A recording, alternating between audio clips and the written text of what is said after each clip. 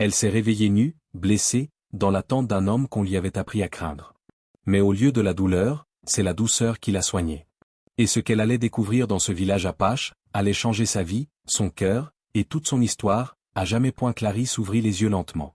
La lumière était douce, filtrée par des pots suspendus sur des murs de bois. Elle sentit une chaleur étrange sur sa peau.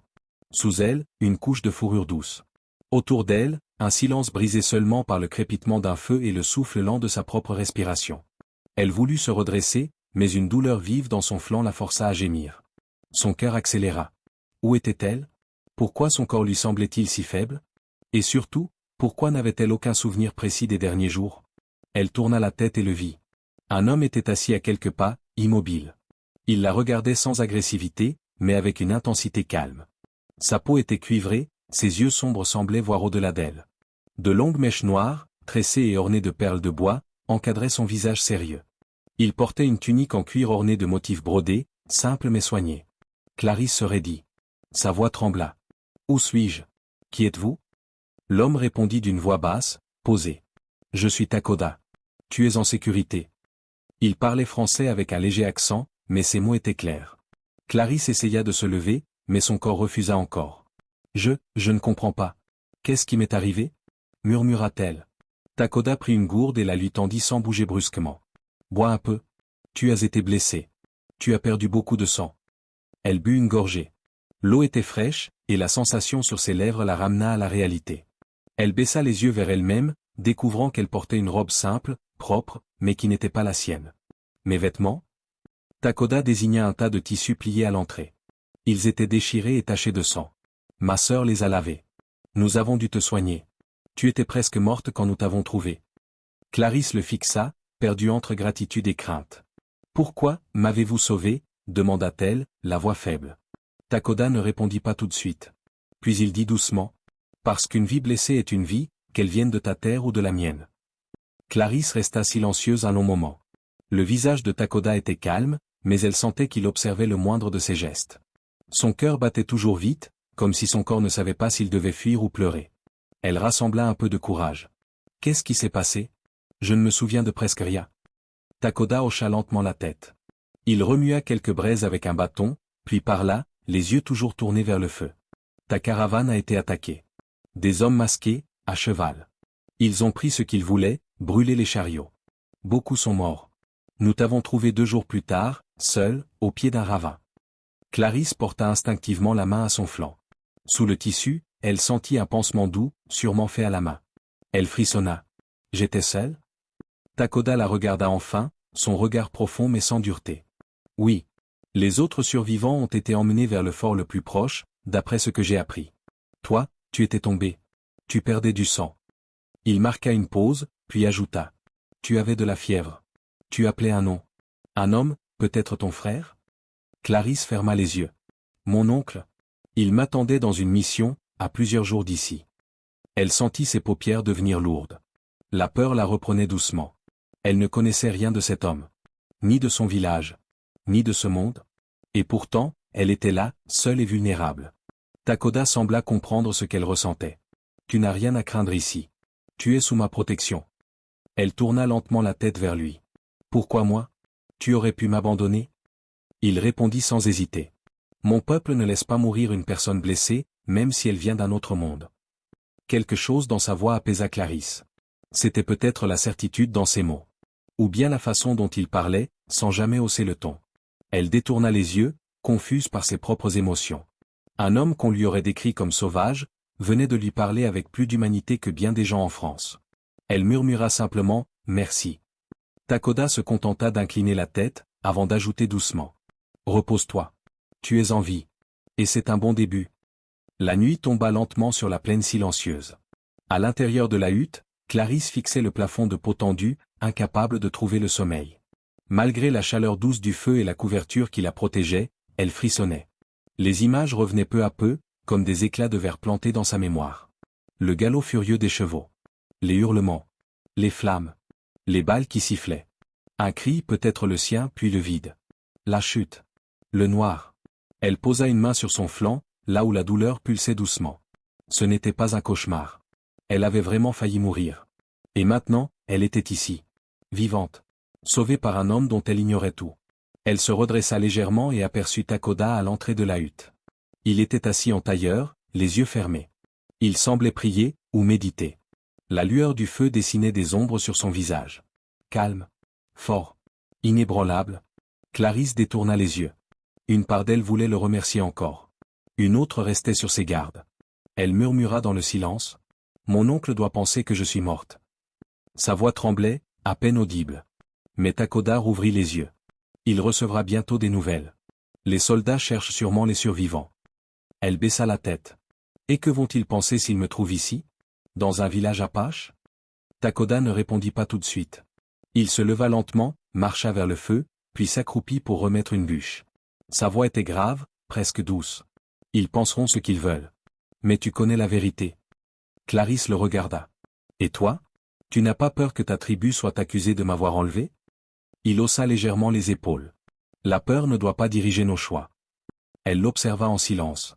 Sa sincérité la troublait. Elle ne reconnaissait plus ce qu'elle avait appris en France sur les sauvages. Ce mot, maintenant, lui semblait vide et cruel. Elle ferma les yeux un instant. Peut-être n'était-elle pas seulement entre deux lieux, mais entre deux vérités. Takoda ajouta, sans la regarder. Tu es libre ici. Tu peux poser des questions. Et choisir ce que tu veux croire. Les jours passèrent lentement, rythmés par le chant du vent et le craquement des flammes. Clarisse retrouvait peu à peu ses forces. Chaque matin, Takoda lui apportait une infusion chaude. Puis il repartait sans un mot pour soigner, aider, réparer. Il ne la forçait jamais à parler. Et pourtant, Clarisse se surprenait à vouloir comprendre son monde. Un après-midi, alors qu'elle était assise à l'entrée de la hutte, Takoda s'approcha avec un petit bol en bois. Il s'accroupit devant elle et désigna la plante séchée qu'il écrasait entre ses doigts. « Oui à plat, dit-il doucement. Cela veut dire médecine douce. » Clarisse répéta le mot avec hésitation. Il sourit légèrement, puis continua. « Yaniv matin. Ouif soleil. Tainak couverture. » Elle écoutait, fascinée. Les sons lui semblaient étrangers, mais porteurs d'une musique calme, presque chantée. Takoda parlait lentement, avec patience. Il ne riait jamais de ses erreurs. Il corrigeait avec douceur. Ce jour-là, elle apprit 10 mots. Le lendemain, 15. Mais elle apprenait aussi par le regard. Clarisse observait Takoda soigner un enfant tombé d'un cheval. Il parlait peu, mais son regard était plein de bienveillance. Il posait les mains avec précaution, nettoyait les plaies sans brusquerie. L'enfant ne pleura pas. Il se laissa faire, confiant. Plus tard, Clarisse vit Takoda discuter avec une femme. Elle comprit vite que c'était sa sœur. Elle s'appelait Winona. Ses gestes étaient rapides, précis. Elle préparait une pâte à base d'argile et de plantes. Elle souriait à Clarisse sans méfiance. Clarisse sentit une chaleur étrange lui monter au cœur. Ce monde-là n'avait rien de sauvage. Pas de cris. Pas de menaces. Pas de chaînes. Seulement des gestes justes. Une écoute sincère. Un silence respectueux. Le soir venu, alors qu'elle partageait un repas simple avec Takoda et Winona, elle murmura. « En France, on m'a dit que les vôtres étaient des brutes sans cœur. » Takoda la regarda sans colère. « Et que dis-tu maintenant ?» Clarisse posa sa cuillère. Ses yeux croisèrent les siens. « On m'a menti. » Le vent soufflait doucement ce soir-là. Le ciel était rouge, les nuages filaient bas. Clarisse et Takoda étaient assis près du feu, à l'écart du reste du village. Elle tenait une tasse tiède entre ses mains. Il ne disait rien, comme souvent. Mais ce soir-là, Clarisse ne pouvait plus garder sa question. Elle la portait depuis des jours. Elle finit par la poser, d'une voix calme et ferme. « Pourquoi? Pourquoi m'avoir sauvé ?» Takoda tourna lentement la tête vers elle. Son regard était sombre, profond, mais sans jugement. « Pourquoi pas ?» répondit-il d'abord. Elle secoua la tête, le regard durci par les doutes. « Je suis une étrangère. Une femme blanche. Mon peuple n'est pas le tien. Tu aurais pu me laisser. Beaucoup l'auraient fait. » Il resta silencieux un moment. Puis, très simplement, il dit « Une vie en danger est une vie. Peu importe sa peau. » Clarisse sentit un frisson. Pas à cause du vent. Mais à cause de ce qu'elle venait d'entendre. Des mots simples. Mais lourds. Dans son monde, on parlait souvent de valeurs. Mais ces valeurs-là, avaient souvent des conditions. Ici, dans ce village qu'on lui avait décrit comme dangereux, elle venait d'entendre la plus pure définition de l'humanité. Elle murmura. « Personne ne m'a jamais dit ça. » Takoda pencha légèrement la tête. « Personne ne t'a jamais regardé comme une personne ?» Elle haussa les épaules. Elle ne voulait pas pleurer.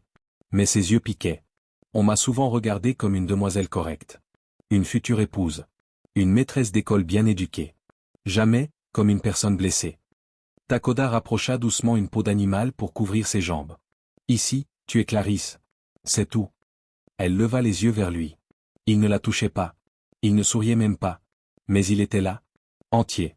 Présent. Sincère. Et dans ce silence, elle se sentit vue. Comme jamais auparavant. La lune était pleine, ronde comme une promesse silencieuse.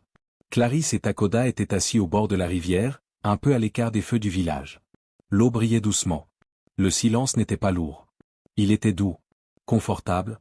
Takoda jetait de petits cailloux dans l'eau, sans but précis. Clarisse le regardait du coin de l'œil. Ses gestes étaient calmes, réguliers. Il semblait faire corps avec la nature autour de lui. « Raconte-moi ton enfance » demanda-t-elle soudain. Il tourna la tête vers elle, surpris. Puis il parla, lentement. « J'ai grandi ici. Mon père était chasseur. Ma mère guérisseuse. J'ai appris à écouter les plantes avant d'apprendre à parler. » Elle sourit. « Et tu as toujours voulu devenir un guérisseur ?» Il hocha la tête. « J'ai vu la peur dans les yeux des blessés. Et j'ai voulu apprendre à l'effacer. » Clarisse resta silencieuse un instant.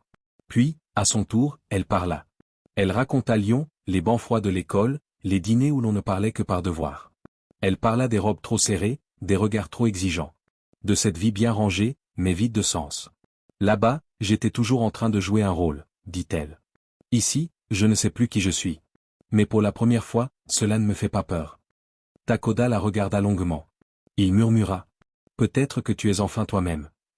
Ces mots la touchèrent plus qu'elle ne l'aurait cru. Son cœur accéléra. Elle détourna les yeux, troublée. Depuis quelques jours, elle sentait naître en elle une chaleur nouvelle. Pas seulement de la gratitude. Quelque chose de plus profond. De plus dangereux. Quand il posait sa main près de la sienne, elle ne voulait pas la retirer. Quand il la regardait, elle oubliait son nom. Et pourtant, elle savait que ce sentiment n'avait pas de place dans leur monde. Elle souffla doucement. Rien de tout cela n'est raisonnable. Takoda répondit simplement. L'eau ne demande pas à la lune la permission de briller.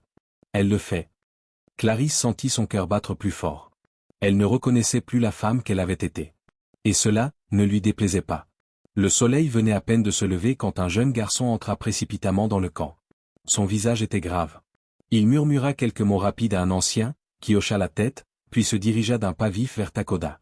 Clarisse observait la scène depuis l'entrée de la hutte. Son cœur se serra en voyant le visage de Takoda se durcir. Quelques minutes plus tard, il vint la trouver. Une patrouille approche, dit-il simplement. Des soldats. Ils sont à 2 jours de marche. Clarisse pâlit. Ils me cherchent, n'est-ce pas? Takoda hocha la tête. Oui. Ils portent une description. Une femme blanche disparue après une attaque. Clarisse se leva lentement, bien qu'encore faible. Son souffle se fit plus court.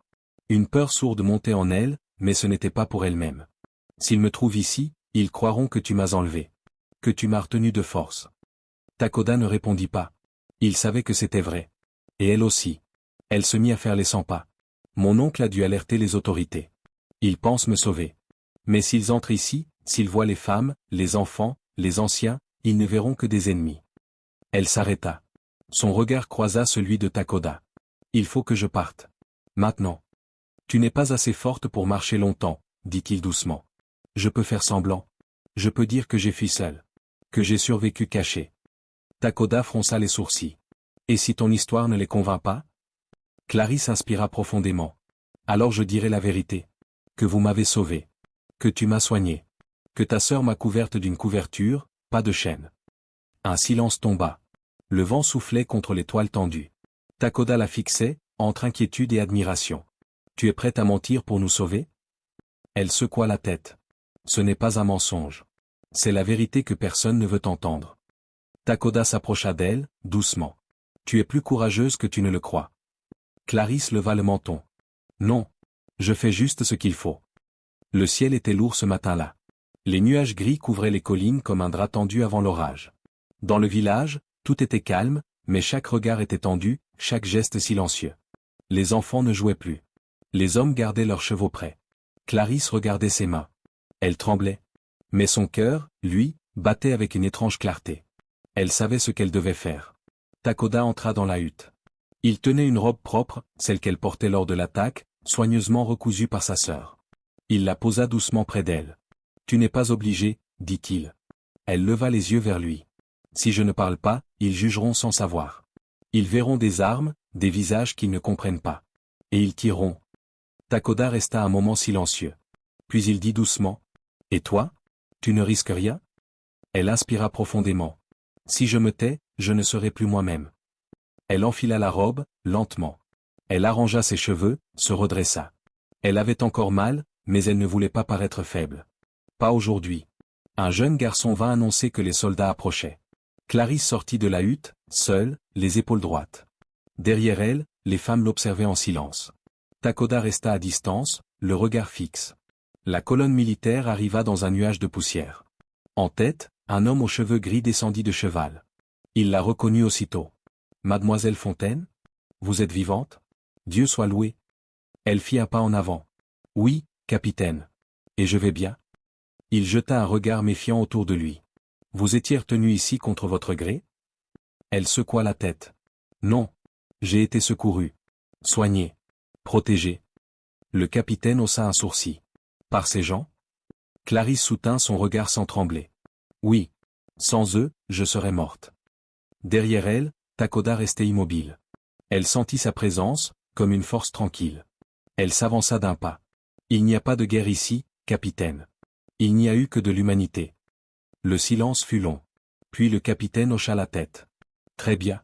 Nous allons vous ramener. » Clarisse jeta un dernier regard vers Takoda. Son cœur lui criait de rester, mais sa voix, calme, dit simplement. « Merci. » Assise sur une couverture près du feu militaire, Clarisse buvait lentement un peu de café tiède. Le camp provisoire de la patrouille était silencieux. Le capitaine Morrison lui avait proposé un abri plus confortable, mais elle avait refusé. Elle voulait parler maintenant. Avec tous les soldats présents. « Capitaine, dit-elle calmement. Je voudrais que vous entendiez tout. Pas seulement ce que vous croyez. » Morrison croisa les bras. Les hommes l'écoutaient en silence. Clarisse raconta alors.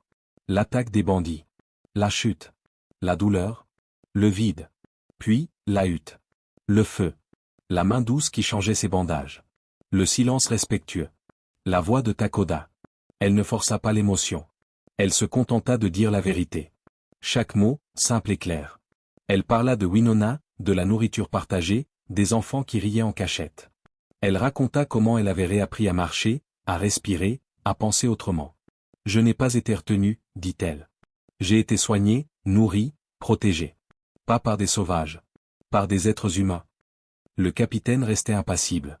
Mais Clarisse vit ses doigts se crisper. « Vous savez, ajouta-t-elle plus doucement, si ces gens m'avaient vraiment voulu prisonnière, je ne serais pas ici. » Un silence suivit.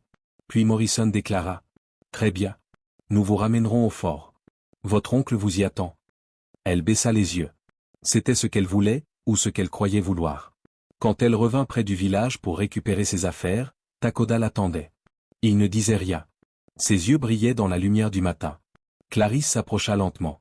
Elle voulait parler, mais aucun mot ne venait. Il tendit la main. Elle la prit. Longtemps. « Merci, dit-elle enfin. Takoda répondit doucement. « Va. Ta route continue. » Elle baissa la tête, lutta contre les larmes. « Je reviendrai, peut-être. » Il hocha la tête. Mais aucun d'eux ne promit rien. Parfois, les adieux les plus vrais n'ont pas besoin de mots.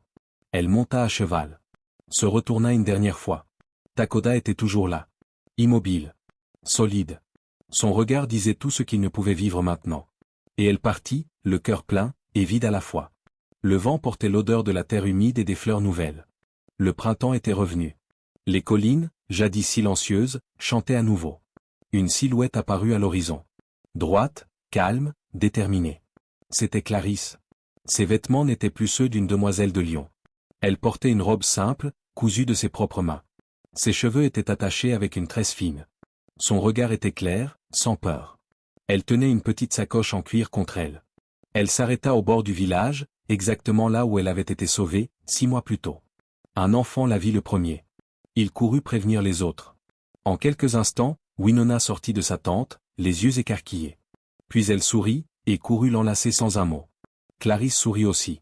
Ses yeux se remplirent de larmes silencieuses. Cette terre, qu'elle croyait autrefois étrangère, lui semblait aujourd'hui familière. Accueillante. Vraie. Et puis, elle le vit. Takoda se tenait à l'écart, comme toujours. Mais il ne portait plus de peinture. Seulement son regard franc, inchangé. Clarisse s'avança lentement. Elle posa sa main dans la sienne. Aucun mot n'était nécessaire. Le soir même, sous le grand chêne au centre du camp, le feu brûlait haut. Les tambours résonnaient doucement. Clarisse et Takoda se tinrent debout, entourés des anciens, des enfants, des femmes. Elle parla quelques mots en langue apache. Lui répéta une phrase en français. Leur union fut simple. Belle. Profonde.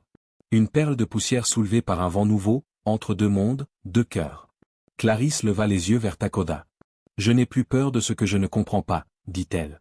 Il lui répondit. « Tu es venu libre. Tu restes par choix. » Elle hocha la tête. « Je reste. » Ils ne promirent pas de bonheur éternel. Mais ils jurèrent de marcher ensemble. Pas à pas. Dans la vérité. Et sous ce ciel vaste, devant ce feu ancien, naquit un nouveau chemin. Non celui d'une demoiselle perdue, mais d'une femme trouvée. Une femme libre. Aimée. Entière. Si cette histoire vous a touché, laissez un petit cœur en commentaire. Dites-nous, croyez-vous, vous aussi, que l'amour peut dépasser les frontières? Et surtout, n'oubliez pas de vous abonner pour ne pas manquer nos prochaines histoires vraies et inspirantes. Un simple clic sur « S'abonner » nous aide énormément à continuer ce voyage avec vous. Merci.